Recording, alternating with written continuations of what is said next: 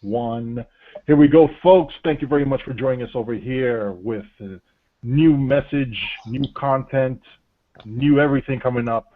And oh my, we got a lot of changes here to deal with. I'm your host, Odin Knight. We have everybody else over here, starting with Timberwolf, Spencer, Snipey, and the man we all love to call for everything that we need to make a snarky remark for, the sarcasm detector. Jenna, thank you very much, all you gentlemen, for coming on. Let's get this thing started. First things first, this summer event that's coming up and the big changes with it. What gives? Because I never done this stuff before. Take it away, somebody. What's happening here? I guess I'll start it off because I was actually ranting before we even started this. The big thing that irks me is the whole Pearl issue with the what they've stated that from now on there's going to be a new currency to be collected every year, and supposedly if you were to go on this as their debut, it's going to happen for every event, not just for summer but also winter, the crystalline catastrophe, the anniversary, just whatever they have a currency for that's special. And it's kind of, to me, it's kind of a screw job when it comes to people that have saved up so they can get those rewards faster. Especially when you look at it from a metric standpoint, once you've run enough runs to get the item or the ship, there's no real reason to do any more work. You're just kind of goofing off at that point. Plus, they actively encouraged us to get this currency. They let us buy it as well. If you remember, you can spend Lobi to get pearls. Ooh. Yes. Oh, yeah, that would. Or for the summer currency, you're able to use Lobi to get the glossy photos of Q. That's the winter one. Yeah, and that's what I'm thinking. If this is their base change to test it out, we will see this in this coming winter event where our previous photos of Q will not be valid. You'll have to trade those in and get new ones. Now, here's a frustration I have with this. The reason they give for doing this is to give everyone an equal start. I'm putting that in quotations. You know, this is sarcastic. Okay, everyone gets a equal start. I don't know if that recorded. But it's not an equal start. Some people are going to be more equal than others. If they do it like the previous events, people that have spent money on keys or promotion packs or whatever it is and have the Lobi can go and buy whatever this new currency is. So that will put them ahead. And really, I do not believe they're going to phase that out. They're going to give that option to people. Otherwise, it's going to be like, no, we don't want your money. Don't spend to get the Lobi or anything like that. Do you really believe that they're going to do that? No. I don't know, man. I'd have to agree on that one because it's a damned if they do, damned if they don't. Because if they allow it and you can buy these new pearls, wherever the heck they're going to be, then you are going to have people that can still get it day one, and then it's not fair. But if they phase it out and you have to get them with everybody else, then some people are going to look at the stats for what's being released and like, well, I won't run it. I can't get it early, and it's not worth my time, so whatever. Exactly. It's a devaluation of our time. I'm sorry, Snipey. One more point here. It's a devaluation of the time we've already spent in the game. Because normally in STO, yes, it's not pay to win, but it's pay to get things faster, right? Yeah. So you can, either spend a Lobi or Zen or whatever it is to get things faster. But if you don't want to spend, you can grind away, you can spend the time and get it that way. So basically, it's not pay to win, but it's just pay to get things faster. However, now that time that's spent in the game is no longer equal to the amount you can spend via Lobi or whatever it is. So that time has no value now. Wow. Yeah, I have to agree with that. I also think it provides a good distraction from the normal equilibrium of the game. For looking at the last Crystalline event as an example, you had people, the minute the event was open, running it, to the minute the event shut, and because they were able to bank points for next year. So that's my big point in all of this.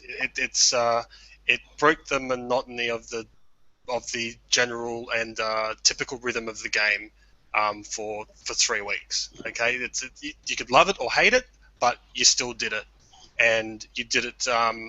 You did it across all the tunes that you wanted to get the reward on. So now, like you said, Timborv, once you get the reward, you're going to stop, and that might only take 12, 13, 14 days, and then you're back into the normal the normal things that you're doing into the game sooner than what you would have if you were in the event for the entire time, maximizing the rewards from it. I think the only spike is even if you were to not have any low buy and you have to do the full 15 days, whatever they do it, because normally it's 26 to 30 days. There's only going to be one spike besides the first 15 days, and that's going to be the 15th/16th day. Everybody's going to hop in for the discount, run it on all their alts for the discount, and then once they've done that, it's dead. Yep. Like, they've got it for their alts, they've got it for their main, so what's the point? If it's going to change next year, why should I even play it anymore? I don't need the currency, it's devalued.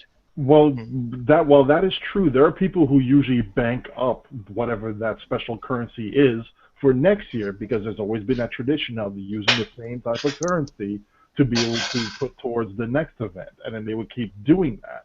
And you do see a player base who actually encourages doing that. Keep banking up that currency, roll it over to next year, and that way you can make more alts, keep more people here, and grab whatever new toy / flavor of the month it is for that event, and then just run with it. Well, this, like I said before, this was actively encouraged before that. You're able to run this one project, and if you had extra, you can spend a little bit of Vobi and run the second project. It's like a 180-degree turn.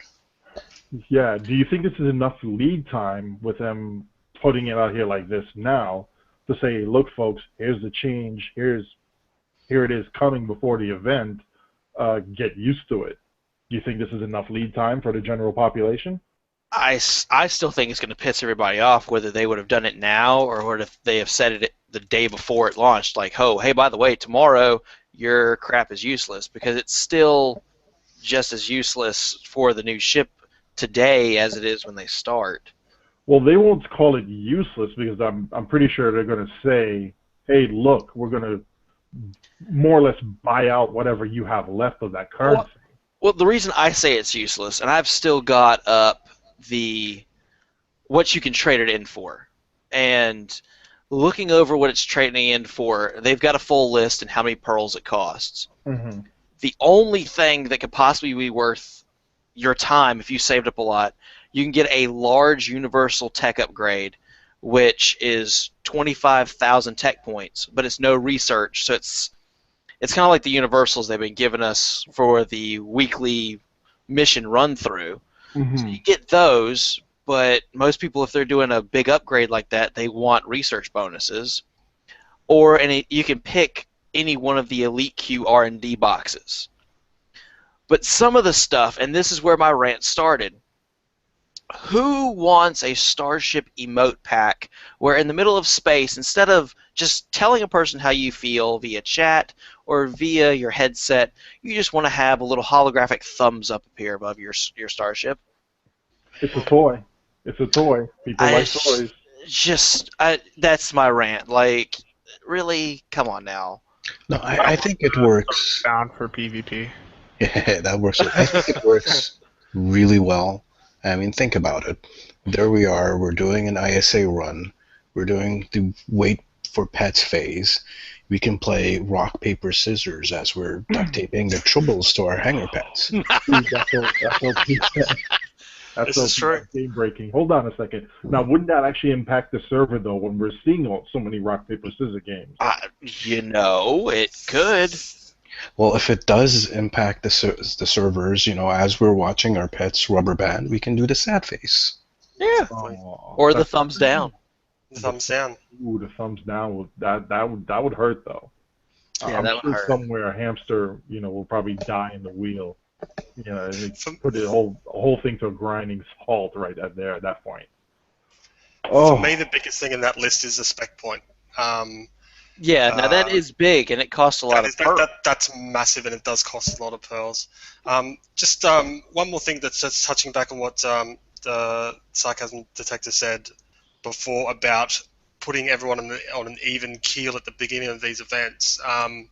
Thinking back to the last winter event when I saw someone in the Breen carrier 3 days after the event started, that propelled me. That I actually thought about spending some of my Lobby to get it sooner, but it made me more vigilant in doing what I needed to do to get the ship. So I don't, me personally, fully subscribe to the even keel thing because people getting the ships early, everyone wants the new shiny, disco ball toys, as quickly as possible.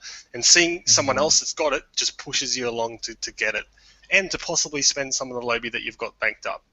I have to agree. That's what pushed me to get the Breen Shell Gret during this last winter event was, I'm hearing, not only am I seeing it and I'm seeing what it can do, but I'm hearing, okay, well, this is a really good ship. Yeah, the cruiser, basically I call it a cruiser with a destroyer package because of its Basically, weapon setup. And I love having it. I have it on 2 of my characters. And that was the other irritation with this would be my first full summer event I'd be a part of. And I don't have the option to try out one of the older ships because they're saying they are retired as of this year. You will not see them. yeah, that was kind of a surprising move. Do you think they're just trying to do that to, quote unquote, clean house on a database, or sorry, just make what? it easier for like a balance pass of some sort? So are you saying the ships I've currently got slotted from last year that I didn't finish, I won't be able to get anyway?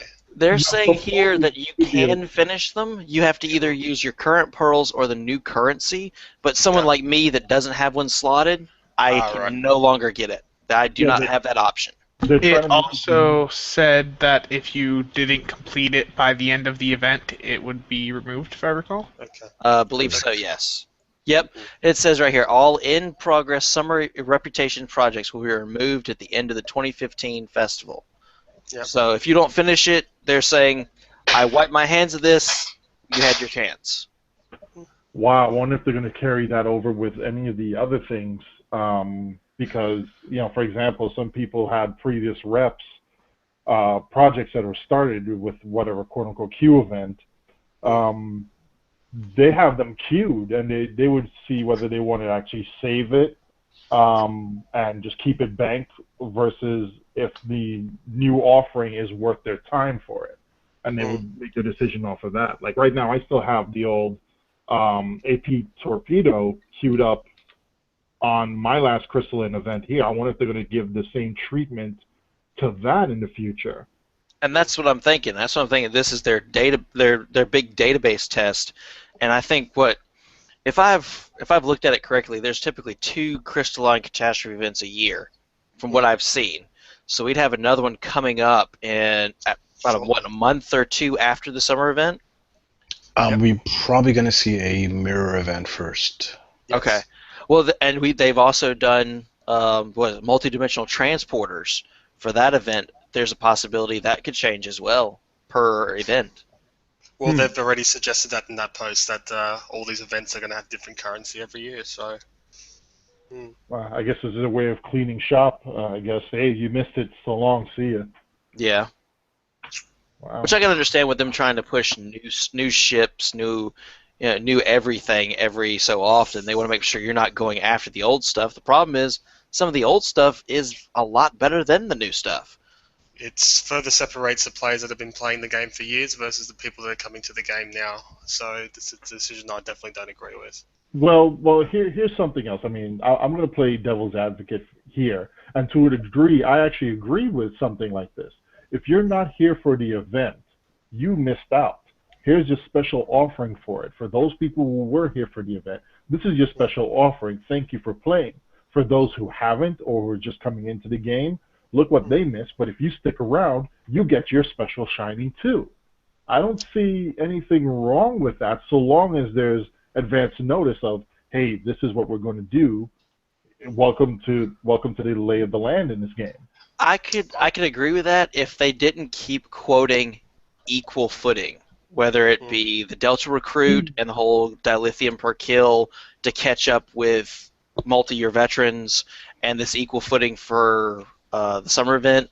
They keep going back to equal footing. That if you start off, you can get to equal footing with multi-year veterans, but the more it looks like, the more is the separation between the two. Hmm. To me, anyway. I'm just averse to the fact that some of the stuff that's been offered in previous events is it's impossible to get. That's where I was coming from. Like there's not even an option to use Zen to buy it. Well, And that's where I meant by separation between older players and newer players to the game, because we were there for the event and we got it for free. That's our reward. But the newer players don't even have an option of getting it. there Like the was, Samsar. yeah, like the Samsung. Yeah, pretty much. Yeah, the Kabali console is the one I've got for in my mind, because my Delta Recruit can't get it. Yeah. Now, So here's something that Borticus had actually said in Reddit chat beforehand when a bunch of us were talking to him. He said, there may be an opportunity where, and they were quote unquote talking about it, where you may be able to buy these previous items via Lobby. Now, fair enough. I don't, Offer it I- some way to us, but give us some way to get it. That Right. is the point. Okay, I don't know how far along they have it, how serious they were talking about it. Take it with a grain of salt, but that was actually discussed from Borticus to the player base, at least that limited scope of the player base. So that discussion was brought up there. On the same line of ships, thoughts on whatever ship could be coming out for this? Are they actually going to release a ship for the summer event? Any other ships you guys see around the horizon with this? We're gonna get a science ship. How strong? I keep hearing this. How certain are people with this that they're going to be a science ship? If they follow the pattern from summer to winter, then yeah, I'd have to agree. It's going to be a science ship. If you take a look at all the factionless ships that are out right now, because basically these free ships are factionless, we do not have a factionless science ship. We have a whole bunch of escorts, we have a whole bunch of cruisers, but we don't have a science ship. And sorry, the Sarthan does not count as a science ship, it's a carrier. No, it's a Yeah. carrier. Yeah. And they've already clearly stated that they're not going to develop a science ship specifically for the KDF side, so it needs to be factionless to support KDF players who want to play a science character in a science ship. So, yeah, I completely agree. It's due. Yeah. All right. Now, what happens if they don't release a science ship? Piss It'll off be- a lot of people. Yeah, it'll be problematic because what are they going to give instead? It's going to be an escort, a cruiser, which we got tons of already, another carrier. A carrier might actually be interesting in there. But let's say maybe it's a rehash. A shuttle would be absolutely terrible. People would be flipping tables if it's a shuttle. But Just playing worst case scenario. I'm sorry. That was a good call. But the other theory is maybe like a rehash of a T6 version of what we got before. So a T6 Ryzian Corvette or a Tier 6 Ryzian Cruiser. That would be problematic as well because basically you just doubled the cost of that ship. For someone like me, for example, I already have both those ships. I've already ground for those ships. I spent time for them. So time equals a certain cost, right?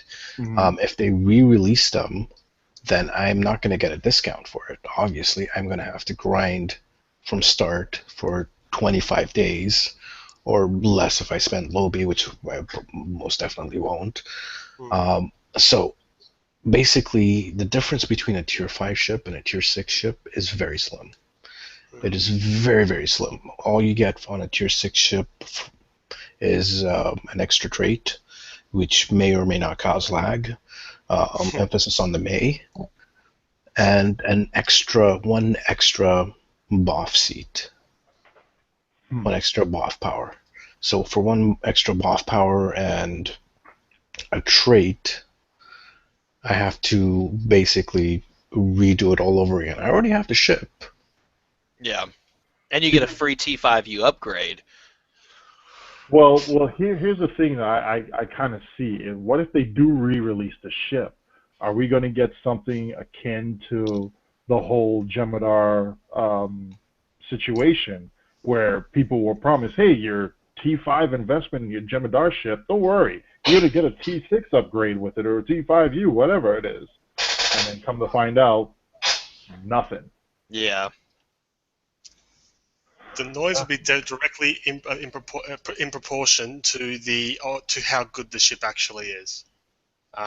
If it does turn out to be another Ryzen set of ships, and it is double or triple the capability of last year's ships, then yeah, there will be a lot of noise about that. I kind of see that being the outcome. I honestly do. I kind of see that being the outcome. They're going to put out some sort of Rising variant and let it fly. The reason why I support Science Ship, because the last event ship was the 2014 anniversary, which was the Dyson ship, the last Science Ship they did in an event. So that's what, now 15, 16 months ago. So it's coming full circle in terms of what they're giving away in these sort of events for me. Now, correct me, speaking of that specific ship here, did they actually fix all the bugs with that ship? I've got no idea. Because I remember at least the KDF faction had some issues with that ship. I remember reading on the bug report threads and just kind of glancing over it.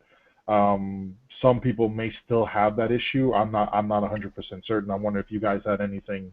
I honestly don't even see those ships hardly flown at all. Well, it's not actually that ship that's important. It's the warp core that comes with it that you can complete the 4-piece set if you run the Salone set. So, and the Salone set is good for a part gen build, because you get 50 part gens when you upgrade it. So, if you went in there for the 2014 event, you're missing a warp core. Wow. Yeah. This is probably where they're talking about the KDF science ships do not work. Because of this specific ship, I'm guessing, because you get the free ship, which is okay. It's like a 9-console ship of some kind. And then you have a $60 pack for a very minor upgrade. Yeah. So basically all it did was like an extra console for each ship, and you got some generally gimmicky, funky consoles that come with them. So it was weak sauce at that ship. It was very weak sauce.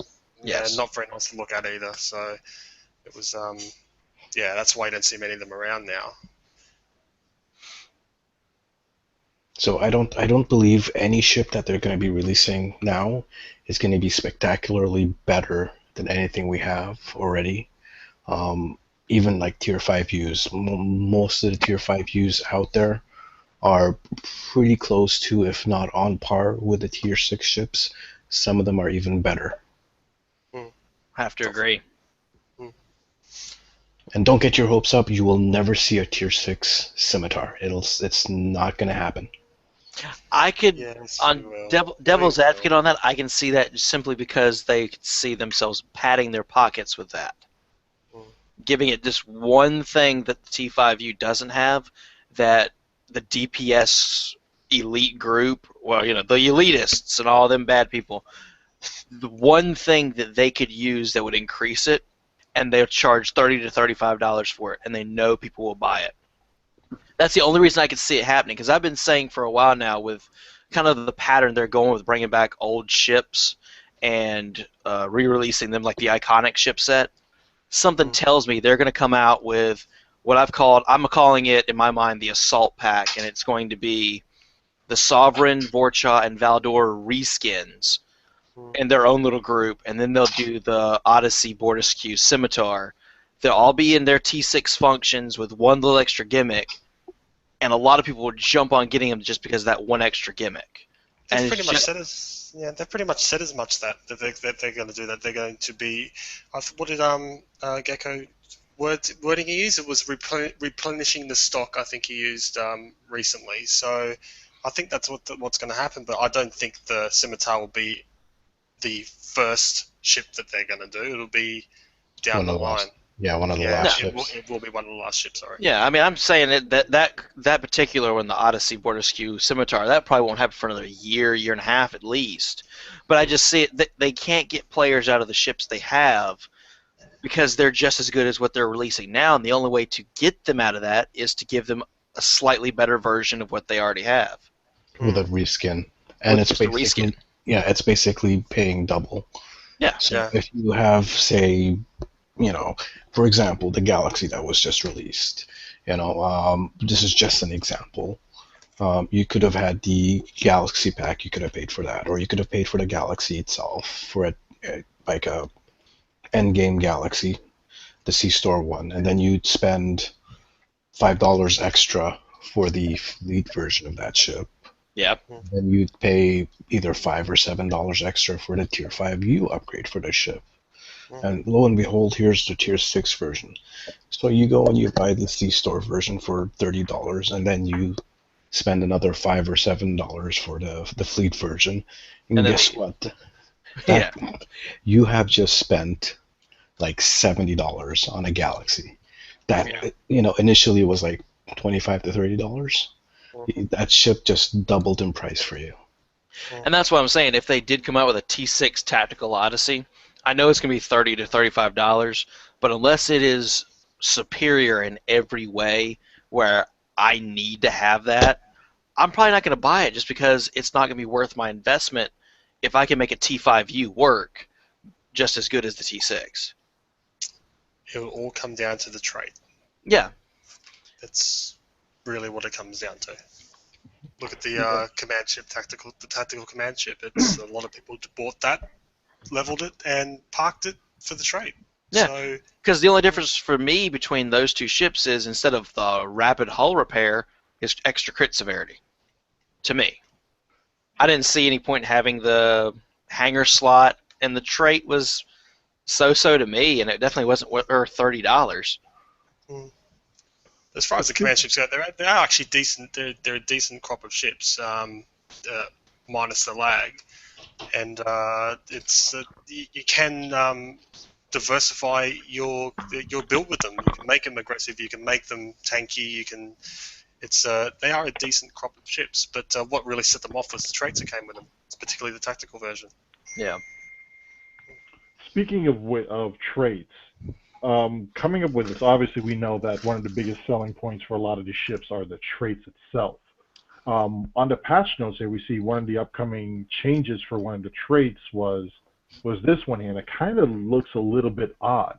Resolved an issue that would cause Subwarp Sheath to apply its armor penetration to powers other than directed energy weapons used against the owner's targets. It was debuffing you instead of your target. That's what it was doing, the opposite of what it was meant to do. Okay, all right, we get that. So it was pretty much doing the same thing that what the command tree would do every once in a while. Instead of the exploits go on a target, the exploit was actually on you. Okay. That's why some people have noticed when they're just sitting in space and looking at their resistance, they're not even firing at anybody. The resist numbers are moving up and down and up and down and up and down with that trait slotted. So it was a definite bug. Okay, and I wonder how much of that is actually impacting the server as well. Jeez. Now, but here's something else that kind of has me a little bit concerned with it. With that trait, the way they worded this, it's directed energy weapons should only be the only ability that applies this armor penetration or gets the benefit from this armor penetration. It does seem like a kinetic nerf, if anything. If they're intending the exact wording. Yeah, here's where the wording begs for clarification. I mean, they're saying that pretty much anything other than directed energy weapons shouldn't benefit from this or shouldn't be applying this at all. What I haven't got the wording in front of me. What does it actually say? Exact words are, resolved an issue that would cause Subwarp Sheath to apply its armor penetration to powers other than directed energy weapons used against the owner's targets. I'll copy and paste the words in chat in a moment. Which, wording that in that specific way, I mean, granted, we did have the command issues, but to me it sounds like it's not supposed to work with torpedoes or mines, and possibly depending on their definition of directed energy weapons, it could mean it's not supposed to work with cannons either. No, that's technically a directed energy weapon. Anything that you're actually aiming an energy weapon at, and you push the button, and hey, look, there's energy going out to it. Well, we are talking about cryptic logic here. I have to concede. That's just saying. I detect sarcasm. Sir, I have learned from the best. So that's why you're here, Jenna. That's why you're here. But yeah, at the very least, it does seem like a kinetic nerf where it's not supposed to work with torpedoes because, you know, they're not supposed to be armor penetrating at all, or whatever their reasoning is behind it. I mean, I get it. The vast majority of players that actually use energy weapons, you know, great, it'll benefit them. And for the small population that don't primarily use energy weapons, boo-hoo to you. We see that pretty much almost in everything from the new traits all the way out. But seriously, I mean, this kind of just begs the question, if this is the case with this trait, then what about with the rep trait for enhanced armor penetration? Should that only count for energy weapons only? I don't think that you can look at that that wording to mean only it's ignoring kinetic. In light of what Bordicus wrote in his Reddit post, that there are where beta is applying itself to all powers in a ship, even stuff that we have are completely invisible to us. Mm-hmm. That quote appears to say that the pen was applying to everything. Everything on the ship, like everything that's that's not a weapon it was applying to, and that was getting feedback onto your own armor resistance. So if I was the Pop Science Team 2, it was applying the armor penetration. It could have, yeah. That's one way you can look at it. I don't think that's a specifically saying it's going to go to directed energy weapons only, as against to going against energy weapons and torpedo and kinetic damage. I don't think it says that. I think it's saying that it was generally applying itself to areas it shouldn't have been going, and they are putting it back to that. Now, whether that's torps are included or not, we're going to have to wait and see. So, in other words, more testing. Well, yeah. I think, in other words, is that that's a polite way of saying that trait was epically broken and we've fixed it. So, what the end result is, we won't know until tomorrow. Yeah. Gotcha. All right. Speaking with other ships and other ship traits, what's on the rumor mill lately? I'm hearing some strange things about another ship or a re-release of another ship. The only thing I've heard about is they're re-releasing the Cheshire Dreadnought, but instead of it being apparently the intelligence version, it's going to be a command variant. So it's going to be different bridge officer seating, and they might even use this to redo its traits and mastery. And again, this is still purely speculation. No official release has been given by Cryptic. We're most likely going to see something tomorrow. If everything holds like it has in the past, the promotion box should be dropping tomorrow with the patch tomorrow, because we're getting a R&D weekend coming up very soon. True. So it's not like sort of promotions, yeah. Yeah, it's always been in the past, like what is a week or 2 weeks before the R&D event, they'll drop a promotion box. So if that holds true like it has in the past, tomorrow we will get that information. Cool. But yeah, rumor is it's going to be a re-release of the Cheshire. Most likely it's going to have the same console as before, because I've taken a look at the consoles that I have already, the Apache consoles. There isn't a fourth one in there. It's still a 3 set. But here's the worry: are we going to get a new trait with it? New masteries? That's a bit worrisome.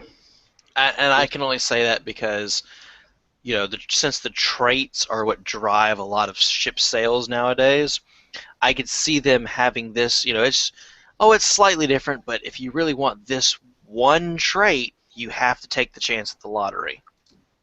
Well, oddly enough, the trait for this ship is Torpedo Barrage, which is a godsend for any halfway decent torpedo boat out there. But you saw this ship, and even to this day, it's still up in a half a billion EC value, at least, and it hasn't dipped. And this is with a trait that I'll take a wild guess. 90% of the population won't even look at. Correct. And considering all that, that's why I think personally the trait won't change. I think it's just they'll do this sort of thing for these promo box ships where the investment required to get one is significantly higher than the key. They'll be shoot themselves in the foot if they change the trait on the ship. Be shooting themselves in the foot. I actually see them to their benefit to change the trait on the ship because one, it'll keep the original one unique, and it could still have for those people who missed out on the Shashar, they could still get the Shashar but with a different flavor to it, but a completely new trait that'll probably appeal to a much wider audience, making the ship even more desirable. I actually see them going that route. Have to agree. I'm worried a bit about that because the Sheshar itself is a unique equipped ship.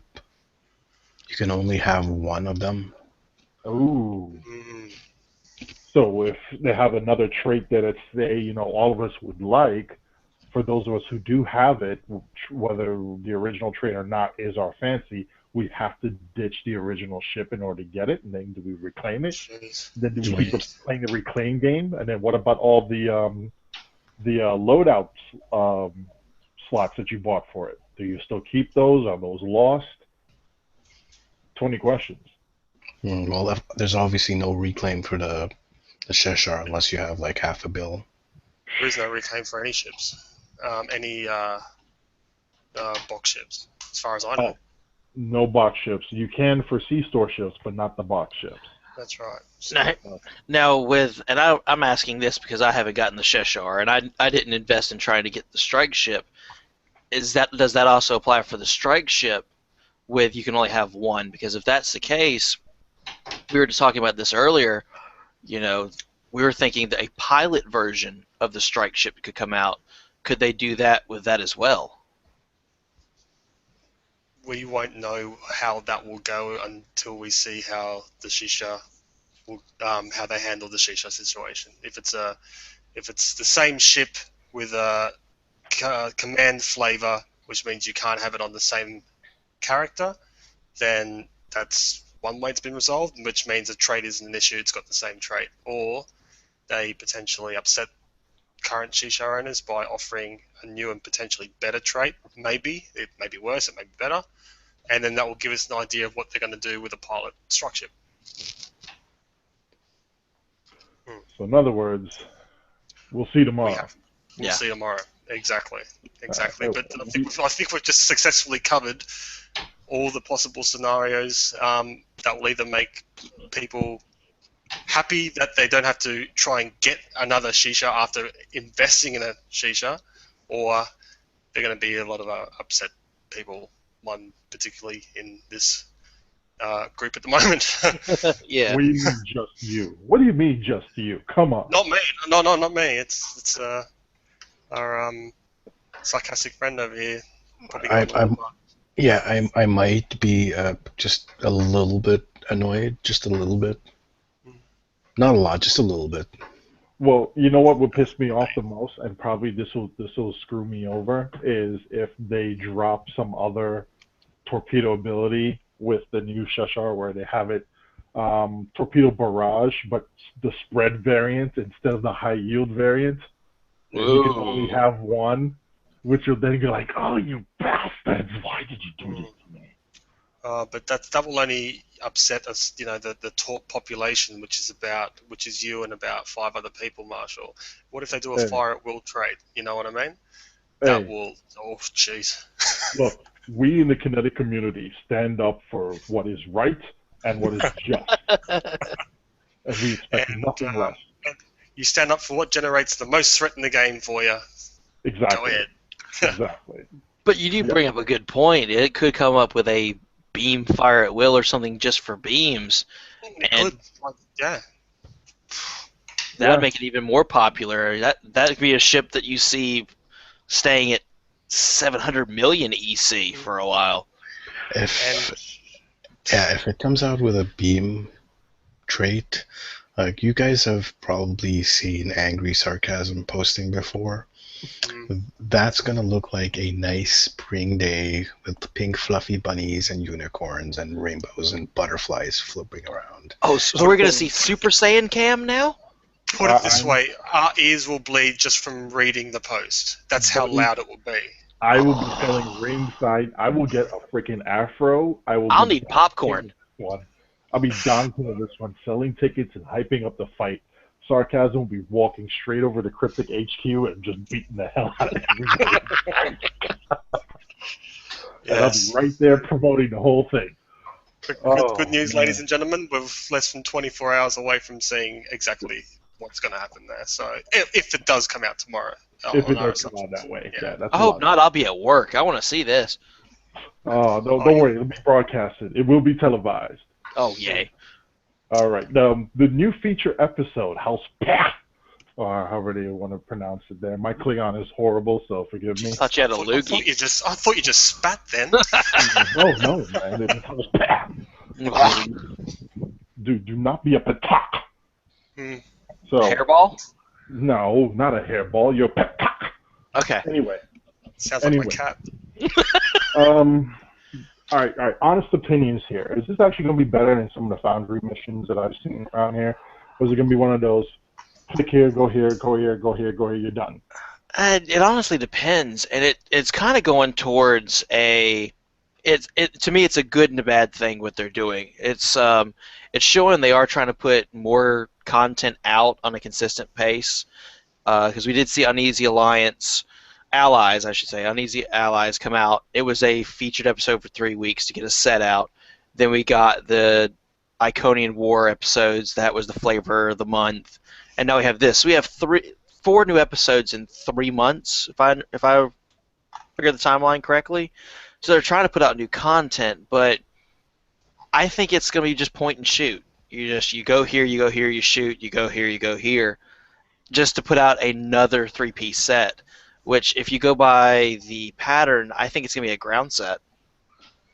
Probably. Well, this actually would show a lot of love for ground. As much as I despise ground, the ground combat engine here for me is horrible. It could be so much better. With that said, though, ground does need a lot of love. And that's They what I'm need a saying. huge amount of love. Because And we this got... that is Oh, going I'm to sorry. focus more on the ground. Well, that's what I'm saying. With the anniversary event, we got the space set. Then with Uneasy Allies, we got a ground set. Then we got the Preserver space set. I honestly think it's going to be a ground set this time, just to kind of alternate it. That way, if this is going to be their trend, they are releasing new content, which is nice. We get it more often. But at the same time, they're going to put out more sets that we have to test that are either going to be nice little things to run, or they're just going to be junk that they're just throwing out at us. The way I see it is that they're building towards the apex to the Iconian story, and that they're, with each episode, and I believe there is, I don't know, 3 or 4 more from what I've been hearing, that they're equipping us to properly handle the apex to the story, both on ground and in space. Me personally, I actually like the current featured episodes. They were very, very PvE-like in some areas, particularly the Uneasy Allies. You play that on Elite, and it is a challenge. Yeah, I didn't find anything wrong with considering we just all had to go through the entire seasons again with our Delta recruits. It showed me how far they've come. Like, think about the Cardassian arc, for example. and compared to what they've just released, it's chalk and cheese to me. I'll concede that point with you. I'll concede that. Any other comments on this with the new featured episode? Nope. All right, we're gonna close that sucker. Any other final thoughts before we just kind of wrap everything up? We didn't talk about the bug patches. Oh, well, some of the other bug patches here. Yes. Very, very important. About that. Marshall, jeez, it's... Well, excuse me, sorry. I had to. It's the house pack. Real quick to do some work. It's the house. Stop spitting everywhere and get to the meat of the patch notes. The meat of the patch notes. Yes. There is some mega meat. And just on the salad and on the bun. Now we're in the meat of it. Yeah. Now, based off of, I know at least one time you all have had to deal with people on the forums or in game telling you that it is your system, it is not the game, it is your system that has your performance looking like caca. Yeah. And it is not the game, it is not the server, it is your system or your ISP. And Cryptic has nothing to worry about because they're flying along in a nice little solo PvE mission and not doing a damn thing. But wait!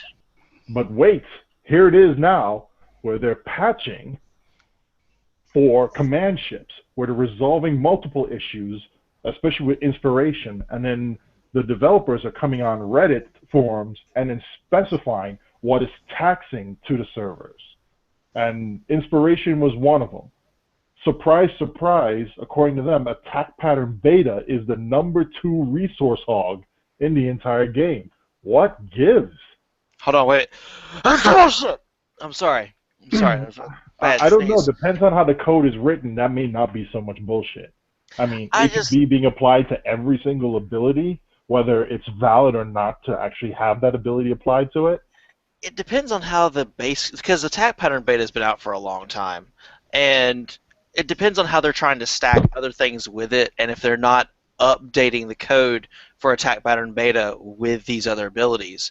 And if they're using something that's 5 years old that they're not updating for, and it's messing with their newer codes, then I could say yes. But if it's just a minor code of one little buff ability that really doesn't do much, and they're just worried about it overstacking, I don't know.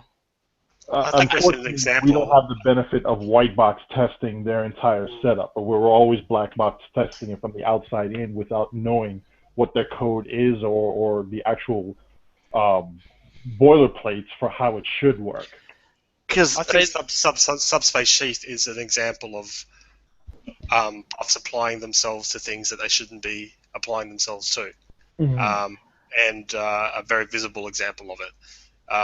From what I read in Borderk's post, that this ability has been here since the game started. You know what I mean? And it's had there's been a lot of systems tacked on those systems. So Beta could be weaving itself through all those systems when it doesn't need to be.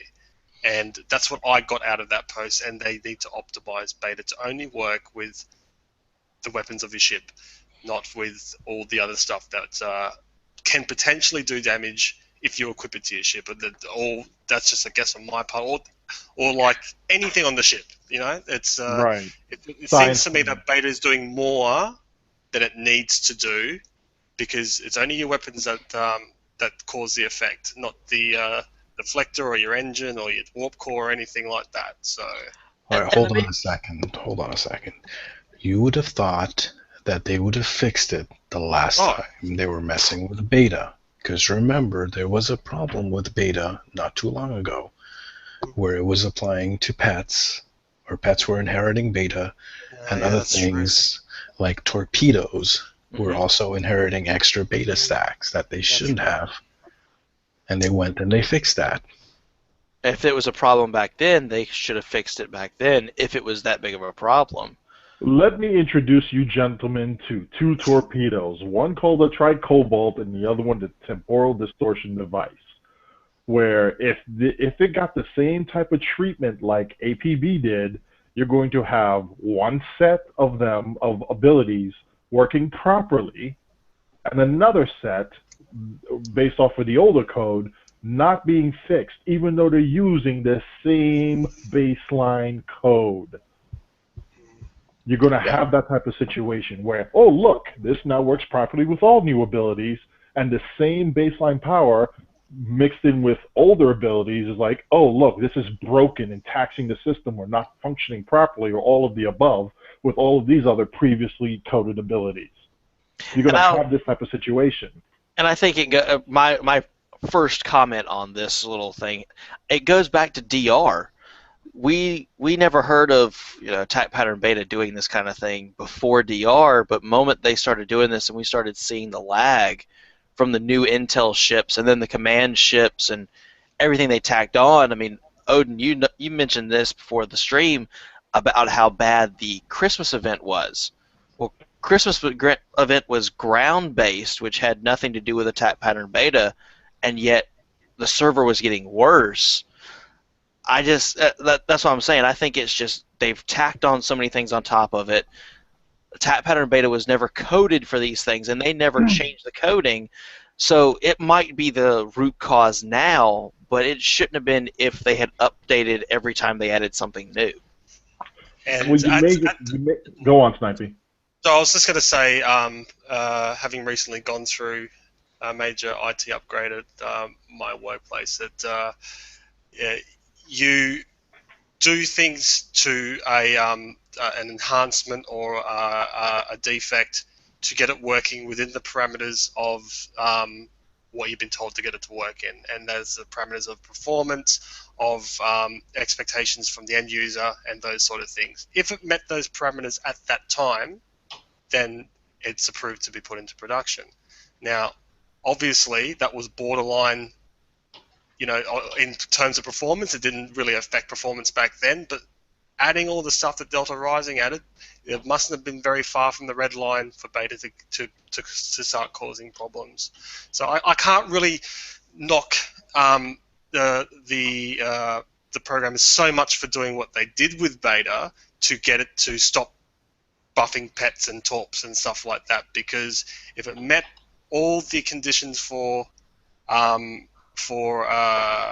the brief of how it should work and all the parameters that it should do, that's all they can do, and to fit within a cost. Obviously, people from outside the business, why don't you just strip it all back and make sure it works properly, because there's a cost involved in that. But how can they measure the cost now to them that they've let it go this far? Hindsight, maybe they should have done it back then, but they would never have known. So I think me just saying that then is putting a balanced opinion into the mix. Yes, it has caused us a lot of grief these past couple of months, but I think when they last opened up the box of beta, it was working within the parameters that they were told to get it working in. So yeah, pretty much you just echoed my thoughts on that one there, where they were looking at certain mechanics. They designed those mechanics based off of a limited time and a certain release date, and also with a limited budget as well. They put it out there. They saw they met all their goals. It wasn't impacting anything negatively based off of their limited time to test. And between the infrastructure and the software engineering, they did not foresee this being a problem with adding new code that would impact some older abilities in this specific way. So unfortunately, this was one of those things where, hey, in theory, this should work. Oh, sorry, in concept, this should work properly. I don't want to use theory. That's breaking my own rule. In concept, this should work this way, and we should expect this much server performance impact. But in the actual execution, we obviously see the results, and we're saying, oh, well, now we're actually recognizing this. Now we're acknowledging it to the player base. We're actually going to go and do a massive overhaul. At least I hope that's what they're doing, a massive overhaul to what is actually taxing it, and then making the fixes software-wise while we're waiting for resources to open up to be able to address that issue from a hardware perspective. All right, hold on a sec. Beta, I'll just talk about beta. Mhm. This is the rice side dish. Let's talk about the steak. Let's talk about the main dish here. Inspiration. A couple of weeks ago, some of us got really frustrated. There's something we've known since the anniversary event when the command ships were released, that they were broken, that the inspiration was broken. It is breaking the game. So a couple of weeks ago, we got fed up. We made a couple of videos where we stuffed as many command ships as we could into we did Starbase Fleet Defense first, and then we did Starbase 24 right after that. Hmm. And it was a nice, smooth ride, right? Some of you Remember guys, some of that. you Yeah. guys were Yeah. there. It was a lot of fun, and we posted that on the forums. We also posted it on Reddit, and there was a nice, cheerful post by yours truly Of course. to accompany that post. But of And course. and I can just imagine some of the devs looking at the forums, taking a look at that, and saying, "Oh, look, sarcasm is being very nice. Let's take a look at this. Oh my goodness, let's fix this right away." And I just remember hearing the audio. I wasn't a part of the run, but I do remember hearing the audio because we were still on, I believe, the Hangout at the time, and y'all were constantly talking about rubber banding halfway across the map, lagging completely out of the game, server crashing, and this wasn't every just once a run. We're talking about every couple of seconds. Every time inspiration was tacked on, with especially with other abilities, it was causing all 20 players to lag out or crash completely. It sounded like an absolute nightmare. It wasn't Yeah, nightmare. it was a nightmare. Inspiration is so bad, it doesn't just affect the people in an instance with you, it affects everyone on the bloody server with you. If there's like a shard that has 20 ISAs running, it's going to affect every single instance on that server. It's going to lag it out. Oh, ouch. So yes, so there are cases where people have been saying, "Well, I went into this map and there was no command ships on there, and we were still lagging." Yeah, but no, Yeah.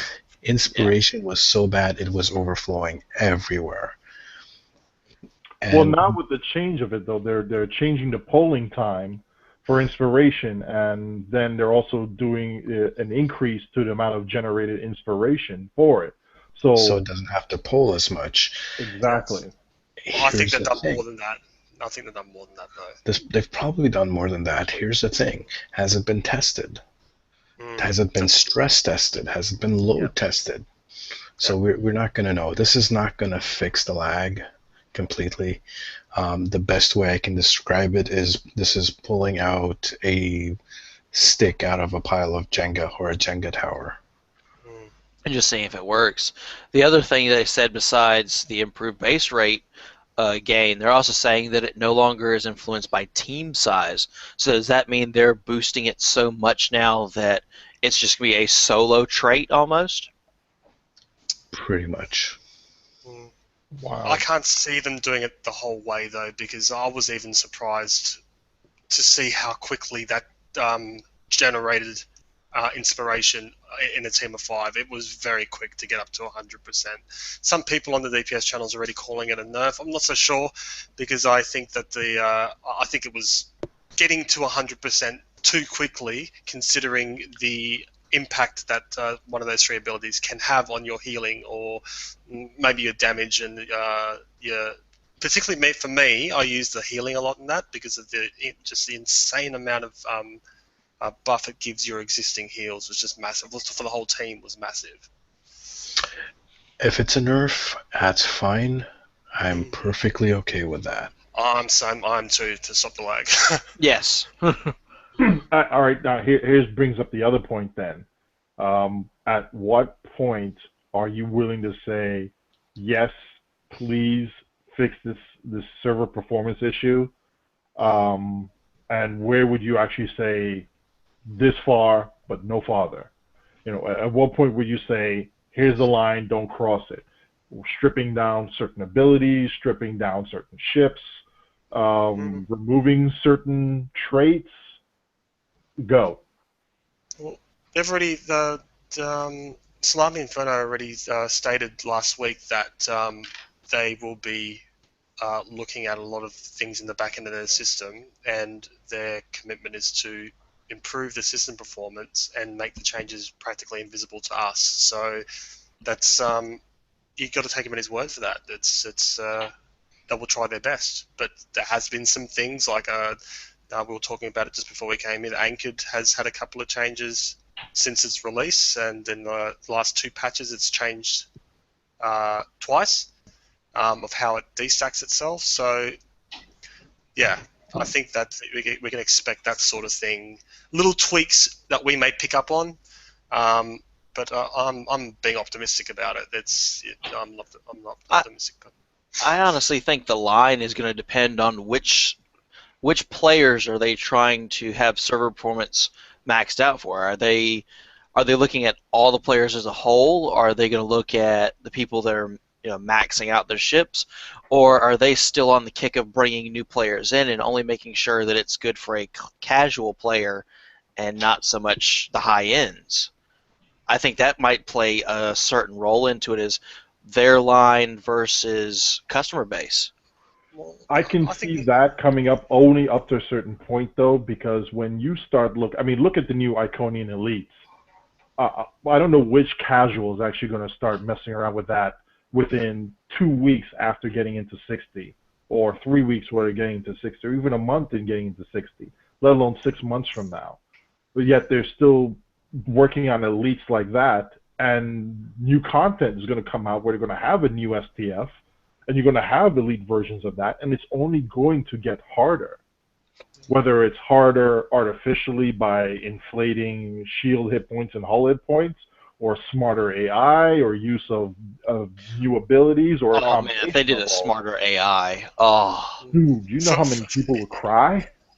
it comes down to this for me. If they've given us the ability to put these on our ships, then they have a responsibility to make sure it doesn't matter how much we stack on. If it is allowed to be put on your ship and in your build, there's an expectation. We have the expectation that it works properly, and that's their responsibility to us as customers, to treat their customers. And not to tell us one thing and do something else completely different without advance warning, or at least if they do it afterwards, justify it. Other than it's my game. yeah. Pretty much. Because what Snipey said there kind of resonates with me and a lot of the quote-unquote kinetic community, and to a degree the science community as well, because they have felt the shaft for quite a long time with Agreed. with some abilities supposedly working or should be working like this that don't. So, I mean, what you said there is a perfect example of what we've gone through. I mean, you already know my story with concentrate firepower and these new quote-unquote torpedoes that are coming out there that work better with torpedoes' abilities than the torpedoes themselves. Or the Yes. torpedoes. What gives? What gives? That's all I'm saying. Which I know it's going to sidetrack us slightly, but you made the point of better AI. Now, a lot of people might cry over that, but a lot of people for a long time they've gotten tired of the same grind because it gets so monotonous after a while, and Oh, yeah. new content and all that. Honestly, a buff to the AI as far as, okay, maybe the run will go slightly different because the AI can adapt in certain ways, that would give us a new challenge instead of just maxing out shield resistance and hit points and all that on NPCs. Make them a little bit smarter. That to me would be a better challenge than just, okay, well the focus of the goal is just DPS. Okay, make it DPS, but also give us something where we actually have to think a little bit more than just, shooting. I mean, that's just me. If I'm having to also think and plan more, and sometimes that plan can change because the AI changes, that would be very interesting to me. Well, the funny you say that, and this is kind of leading towards what they should start developing for SDFs in the future, is when Borg disconnected and the second Undyne space one, the one where you had to cover the lanes Yes. and close those portals, initially when those came out, you had to rely on teamwork and tactics. It wasn't so much that you had, a smart AI, but you had to understand the map dynamics. You didn't have the DPS to just literally blow through everything and laugh at it. But you actually had to devise tactics. You had to devise strategies. You had to be able to make adjustments on the fly when a situation changed. And I applaud those people who designed those maps. Because Absolutely. they had huge elements of that. Huge elements of it. Until we all got geared to the point we could just laugh at it like, oh, we don't need a TAC officer to close this portal here. We'll just close it and just blow everything up. But It's a even good then, example. pardon? I was just going to say the Undyne Assault is a very, very good example of that. Yeah. That's the one with the lanes, because there is a Tethys that spawns in there. This is before Delta Rising. I haven't even played this after Delta Rising. But before Delta Rising, there is a Tethys that spawns, and it's random where it spawns. That Tethys is Badass. it is unsoloable. There was no one in the game that can go one-on-one with that Tethys and win. And trust me, we've tried. I bet. It is. I have taken like 36, 40k ships against that one-on-one and just lost. And just get served completely by that. You need to have 2 people on that ship or 3 people. You need to have like maybe a science officer who hitting it with sub nukes and debuffs and whatever to take that down. And see, that's what excites me is you actually have to plan your attack versus just run in and blow it all up. You have to actually have to plan out what you're going to do ahead of time to some degree. And that gives more depth to the game than any, okay, well, this weapon will do 10,000 more DPS. Well, that's fantastic, but if there's no planning, no tactics, no thinking, then it's just the same as it always has been. And that's when I first played that map, I loved the fact that you actually had to work with a full team to make it successful. That was the whole point of communicating was brilliant and yet so simple. Yeah. This is all nice and all, but the rewards weren't good enough for you to put that effort in. Yeah. It didn't reward you enough. That's the reason that they took No Win Scenario away. Parts of it were too easy. The elite version took 45 minutes to do and gave you the same amount of marks. So there's still this underlying issue of time versus the reward received for putting all that effort in. Apart from doing it just for the challenge of it, but if you do that, you only do it once. You say that you've done it. Where's the incentive to go back so you can build up your stock of marks or dilithium quicker because you are able to put a team together to take on that content? Well, here's something that they should have done, because you had, Borg Disconnected and you had Undyne Assault, which were, for me, those are very fun maps. I enjoy those type of challenges. And it wasn't one of those mindless challenges, must meet DPS requirement and go. It was coordinate to some degree, being able to put out your DPS to some degree, and being able to react to situations, knowing when to shoot, when not to shoot, what to hit, what not to hit in that time period. And if they made the adjustments accordingly to the rewards, it would have attracted much more people to it. And by doing that, you make a very good map more popular, expose it more to more people, and they say, oh, I appreciate the work that went into this.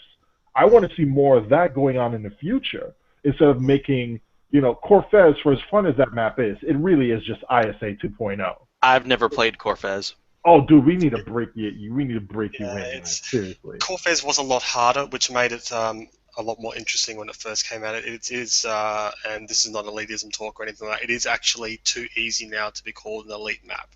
Oh joy! Yeah, it's especially when you know what to do, and it does still require some coordination and an understanding from each person in the team about what to do. But you don't need 30,000 DPS to do Battle of Corfez. You could probably get away with doing it with 10 or 15,000. Let me just specify here on Battle of Corfez. They released it and then they buffed it to make it harder. The difficulty rating of Battle of Corfez for the first parts of it, like Phase 1, Phase 2, Phase 3, is somewhere between normal and advanced. It is easier than advanced. And then you get to the boss stage, the final stage. And that's where the difficulty is. That's where it truly is an elite map.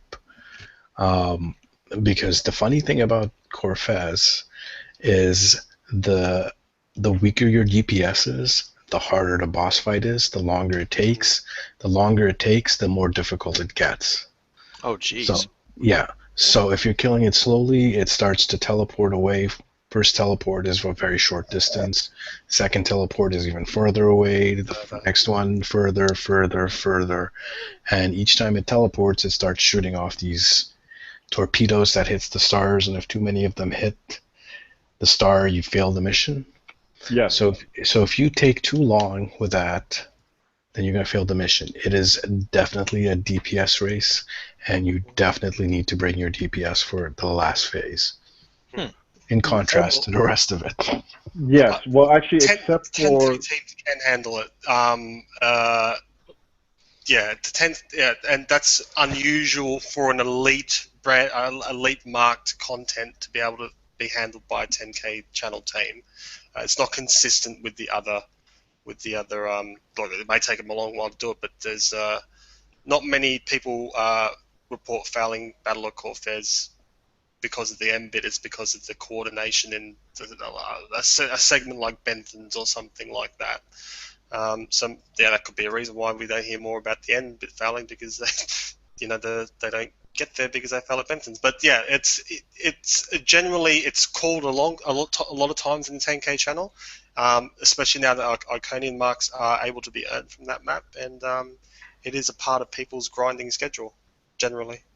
yes. Because I even pug it, and I haven't felt a pug. Con and I used to do tutorials before they made any changes to it, especially with Benthans. We used to do tutorials and bringing people from 10k channels along to say, hey, look, here's what we do here, here's what we do here, here's what we do here. And we literally give them the play-by-play, lane assignments, the whole 9 yards off of it. Go. That was actually exciting to us, despite the training difficulties. And some people, the learning curve was too steep for them initially. But we still had fun doing it because here is a STF that still brought excitement. Even though parts of it was a DPS race, we still had excitement in coordinating with people. We need to do this here. We need to do this here. We need to do this here. With these new Iconian maps, there's none of that. It's blow everything up. Yeah. I was actually excited about Gateway to Grethor, and that's kind of my go-to for marks right now anyway. But all it is your first part's a DPS race to blow up everything real quick, and then the only coordination in the entire map is the stage 2 where you're ferrying the transports. But so long as you have one person going up and down the lanes closing radiation, and then you've got another one just spamming DPS to blow up the attackers. It's not really any coordination to begin with. Not on Elite. On Elite, all the spawns are throwing elite intel abilities at you constantly, which is different to what it was on Tribble when we tested it when it first came out. That was an addition they made after we beat it fairly easily. I was surprised to see it because it was just intel probes and stuff coming at you from every direction, and you had to close the rifts, and the spawn rate from those was a lot higher. So and then on top of the fact that it is a big, huge pile of hull at the end that you have to get through. I'm sorry, Snipey. On Tribble, we did not easily kill it. Remember, we took it. It took us like 3 times, and finally we. No, I'm talking about the middle bit. It's different here on Hollow than it was on Tribble. Oh, the end bit, yeah. I wasn't a part of the group that actually finally did it. Yeah, we did it 3 or 4 times. Couldn't do it. The middle bit they have buffed up. They were throwing intel abilities at you from the spawn gates. I don't think they went there on Tribble. Because I've seen on Advanced where you don't even have to close the spawn gates, you just focus on the radiation gates. That's exactly right. You have to close the spawn gates in Elite if you want to not have a unseen EMP probe come up behind you. You know what I mean? So yeah. Yeah, the elite version is significantly harder. So if you want to like take a scale from like 1 to 10, where the normal is 1, the advanced is 3, and the elite is 15. Yes, Jeez. yes, that is so true. No, I am not kidding you. We have taken a group of 75k players into that, and we've done it a couple of times, but every single time it's 5 times 75k players into Elite Gretel, and we have finished it with 5 seconds to spare, 8 seconds to spare, like I've by done the that skin of twice, their teeth. and I was like, no, And that's scary. I'm gimping the team just by being here. This is one time I could actually say that truly because of the sponges just on the shields alone. The intel abilities is one thing. The shields alone is just so much to the point where I'm literally gimping the team by being here. I can't do this on Elite. Not without significantly changing my entire build just to take advantage of a bunch of traits that favor energy weapons. Yeah, There's no way I would be able to even contribute positively to the team unless I completely changed and been like everybody else. and they're throwing so much stuff at you, not just intel abilities, but command abilities as well. You need to have your TAC team on a shared cooldown because they hit you with suppression barrage. You need to have your science team on a shared cooldown because you're getting sub-nuked, and you're getting there's a couple other intel abilities that get thrown at you as well. And then you need to have your engineering team on a shared cooldown because you're getting shut down by different virals and EMPs and whatnot. Good grief. Yeah, it's everything in the kitchen sink. Think of the worst PvP match you've ever been in, multiplied by 10, and then have it coming at you from all sides at once. Nah, forget that. Yeah, welcome to Elite. But anyway, we're going to wrap this thing up here because I know a couple of guys have some other plans they need to go and finish out. So thank you, gentlemen. We'll definitely be doing this again. Especially, we'll see exactly what comes out tomorrow. A bunch of people will be keeping their eyes on whether the Cheshire actually is going to be released tomorrow, or if we're going to get a new surprise. So stay tuned, folks. Thank you for tuning in, and we will be coming at you live with new information and new speculation as we get the info. Check you later. Bye. See ya.